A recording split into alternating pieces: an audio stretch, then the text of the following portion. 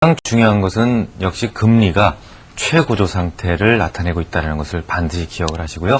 그 다음에 주가가 더 이상 올라가지 못하고 고점에서 등락만을 반복한다. 이것도 꼭 기억하시기 바랍니다. 네, 간략하게 지금 두 가지 것 말씀을 해주셨는데 이러한 것들 좀 잘 체크하고 기억해 보시길 바라겠습니다. 예, 오늘은 이제 증시의 4개 가운데서 마지막 계절인 겨울에 대해서 알아봐야 될 것 같은데요. 겨울 장세에는 어떤 특징들이 나타나게 되나요? 예, 실제 날씨도 겨울, 봄, 가을은 좀 짧죠? 예, 그것처럼 예, 증시에서의 봄, 가을도 역시 짧게 진행이 됩니다. 보통은 외부로부터의 어떤 그 뉴스에 의해서 충격에 의해서 봄, 가을이 짧게 진행이 되고 겨울로 접어든다든지 여름으로 접어든다든지 이런 경우가 많이 있습니다. 뭐 비근한 예로 최근에 9.11 테러 이후에 증시가 급격하게 올라간 적이 있죠. 그때도 이 9.11 테러라는 것이 바로 카타르시스 효과를 나타내면서 증시가 바로 여름으로 진입이 된 경우도 있었고요. 네. 또 과거의 베트남전 같은 경우에는 베트남전이 형성이 되면서 갑작스럽게 증시가 미국 증시가 깊은 침체로 빠져드는 그런 경우도 있었습니다. 그런 것처럼 역시 어떤 외부 충격에 의해서 계절감이 바뀌는 경우가 참 많습니다. 겨울에는 역시 가장 큰 체크 포인트는 금리를 다시 내리기 시작을 한다는 겁니다. 이 점은 여러분들이 반드시 기억을 해주시기 바랍니다. 예. 제가 차트를 보면서 자세하게 설명을 드리도록 하겠습니다. 자, 지난 시간에 가을의 특징에 대해서 말씀을 드릴 때 제가 뭐라고 말씀을 드렸습니까? 증시에서는 계속해서 장밋빛 전망이 넘쳐나면서 주가는 더 오르지 못하고 고점에서 급격한 급등락만 반복을 한다라고 말씀을 드렸죠. 이것이 미국의 증시인데요. 지난 1999년도에서부터 2000년도 말까지, 2001년도 중반까지 거의 2년이 넘는 동안을 증시의 가을이었습니다.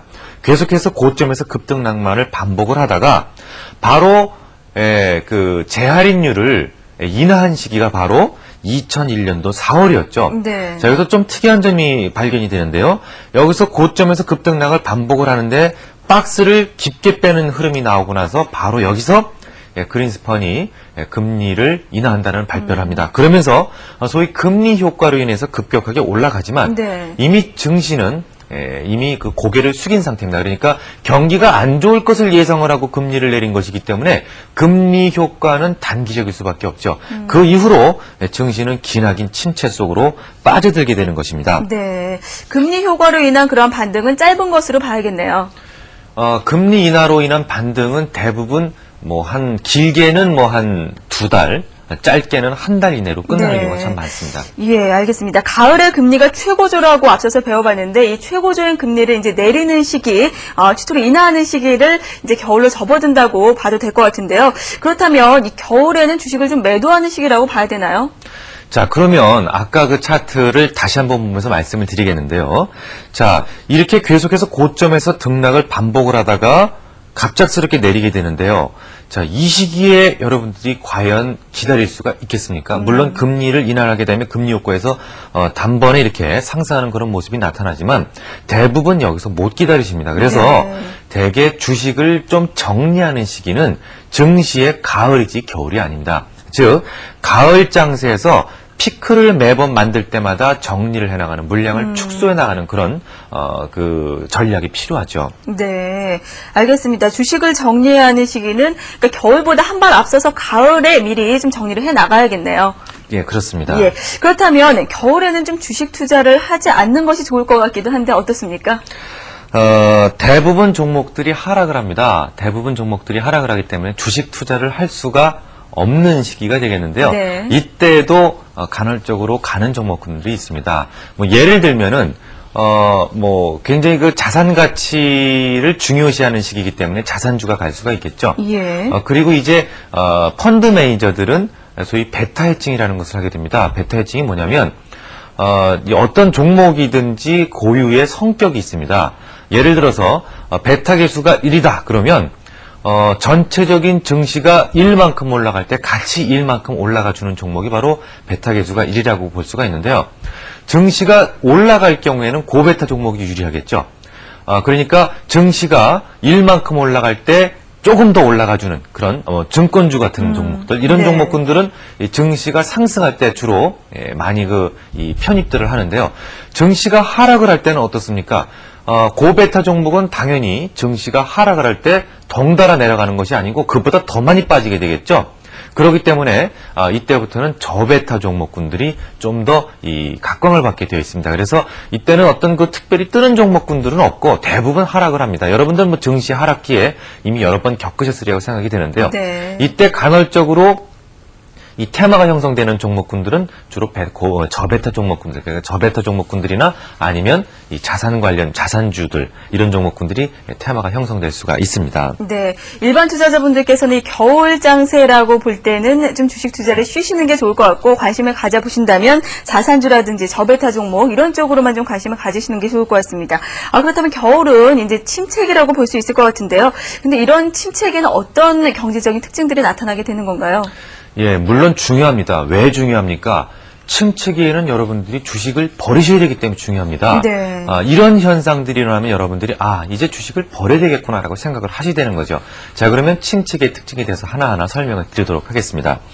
자, 먼저 GDP 성장률이 감소를 하기 시작을 합니다. 지금까지는 성장을 계속해서 했었는데 물론 GDP 성장률 계속 성장을 하는데 그 성장률 자체가 감소를 시작을 합니다. 예. 그런데 그 감소하는 것을 어떻게 따지느냐? 물론 한 달 정도 감소할 수가 있는데요. 연속해서 2분기가 연속해서 감소를 한다면 그때부터는 증시가 겨울로 전환되겠구나라고 여러분들은 이미 정리를 하셔야 되는 시기입니다. 마음의 정리를 하셔야 되는 시기입니다. 네. 자, 그 다음에 이제 소비가 급격하게 감소를 하기 시작을 합니다. 소비가 급격하게 감소를 하기 시작을 하는 시기가 온다고 하더라도 여러분들은 이때부터는 주식을 좀 정리해야 되겠다라고 생각을 하시면 되겠고요. 네. 기업은 지출을 유보를 하고 투자를 중지하거나 또는 연기를 하는 시기가 오고요. 또 공장 가동률이 서서히 감소하는 시기가 옵니다. 그리고 물가 상승률도 하락을 합니다. 물가가 계속 올라가다가 내려가는 시기도 위험하다 이렇게 생각을 하시면 되겠습니다. 그리고 재정 및 통화 정책을 확대 정책으로 바꾸게 되고요.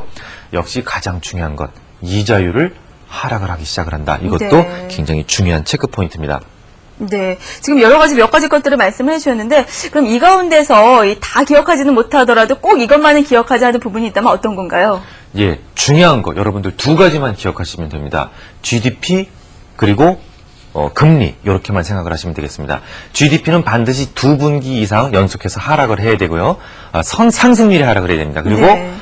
금리가 최초로 내리는 시기 그때를 기점으로 이제 겨울에 접어들었구나 이렇게 생각을 하시면 되겠습니다. 예, 알겠습니다.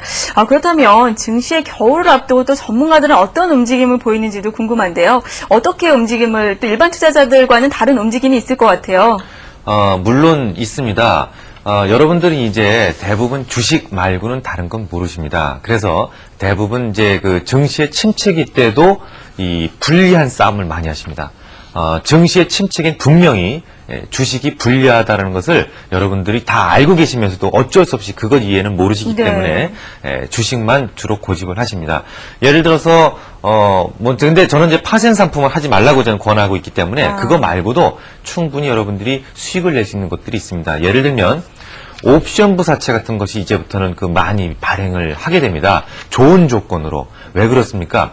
자, 여러분들 회사채라는 것이 회사채가 이게 등급이 있죠. A등급도 있고 B등급도 있습니다. 자, 그러면 증시가 하락할 때 여러분들 같으면 어떤 등급의 회사채를 사시겠습니까? 당연히 부도의 위험이 없고 좀 안정적인 좀 우량주의 회사채를 만약에 사더라도 사실 것입니다. 자, 그렇다면은 소위 우량주로부터 좀 떨어져 있는 성장주나 이런 계통들의 그 종목군들은 자금 조달에 큰 난관에 봉착하게 되죠. 자, 그렇다면 어떤 조건을 여러분들한테 제시를 하겠습니까? 자, 우리는 이자 말고도 이런 조건을 더 주겠다라고 하는 그런 소위 옵션 부사채들을 발행을 하게 되는데요. 네. 바로 이때 옵션 부사채를 발행을 해서 요걸 갖다가 매수를 하게 되면 여러분들이 수익으로 연결시킬 수가 있는 그런 게 되겠습니다. 예를 들어서 전환사채 같은 것, BW 같은 것이라고 볼 수가 있겠죠. 신주인수부사채 같은 경우 BW라고 볼 수가 있겠죠. 이런 것들은 어떤 이점이 있습니까? 신주를 발행을 할 때 신주를 다시 받을 수 있는 그런 권리를 갖다가 받게 되죠. 또 이 전환사채 같은 경우는 또 어떤 여러분들이 옵션을 부여받게 됩니까? 주가가 올라갔을 때, 안 올라갔으면 그냥 이자만 계속 받으시면 되고요. 예. 주식이 올라갔을 때 주식으로 전환시킬 수 있는 그런 권리가 있는 것이 바로 전환사채가 되겠죠. 이런 것들을 이제 투자자들이 서서히 관심을 갖게 되는 시기가 바로 증시의 겨울입니다. 네, 알겠습니다. 이제 이러한 움직임을 보이면 겨울이구나 이렇게 생각하시면 될 것 같은데요. 이렇게 해서 증시의 4개, 봄, 여름, 가을, 겨울까지 배워봤는데 근데 투자자분들께서는 이런 경기 예측을 꼭 해야 하는 것인지 이런 것에 대해서 좀 궁금해하시고 좀 의문을 품으시는 분들도 계실 것 같아요. 이런 예. 분들께 한 말씀을 해주신다면 어떨까요? 글쎄요, 많은 분들이 개인 투자자들이 무슨 경기 예측을 하느냐, 그럴 필요가 굳이 있겠느냐라고 생각들을 많이 하십니다. 그런데 저는 그렇게 생각을 하지 않습니다. 예를 들어서 내가 싸우고 있는 곳이 어디쯤인 것은 여러분들이 다 아셔야 됩니다. 내가 불리한 싸움을 하고 있는지 유리한 싸움을 하고 있는지. 예를 들어서 지금 증시의 여름인데 한여름에 전환됐는데 겨울 종목, 예를 들어 자산주 같은 걸 가지고 계시면 여러분들이 유리하겠습니까? 불리하겠습니까? 당연히 그런 종목군들은 시세를 낼 수가 없을 것입니다. 그렇죠. 예, 그런 이유 때문에 여러분들은 경기 예측을 정확하게 하실 필요는 없지만 지금 주로 움직이는 종목군들이 나한테 유리한 종목인지 내 계절감에 맞는지쯤은 여러분들이 아셔야 된다는 것이죠. 네, 알겠습니다.